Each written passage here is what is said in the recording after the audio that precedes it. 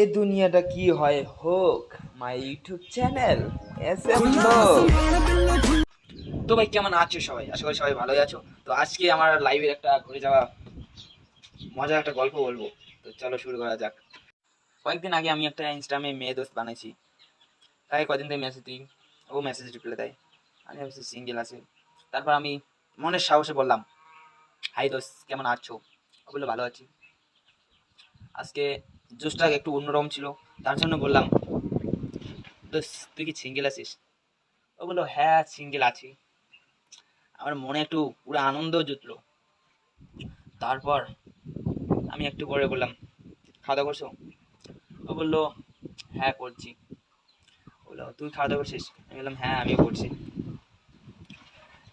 তারপর আমি মূল কথা চলে গেলাম। আমি বললাম, দোস্ত তোর নাকি বয়ফ্রেন্ড আছে? আমি একটু খালি আকাশে ঢিল মারলাম। ও যেই কথা সেই কাজ, ও ফট করে বলে দিল, হ্যাঁ দোস্ত 2 বছরের রিলেশন। আমি তো অবাক। তারপর আর কি করার দোস্ত, আমরা ছেলে, একটা না বলতে তো কি হয়েছে, চালিয়ে যেতে হবে। তো কেমন লাগলো গল্পটা? গল্পটা যদি ভালো লাগে লাইক কমেন্ট শেয়ার করে দিও। অ্যান্ড আমার ফেসবুক পেজটা যদি নতুন থেকে থাকো তো ফলো করে দিও। আজকে এটাই, দেখা হচ্ছে নেক্সট গল্পতে। টাটা।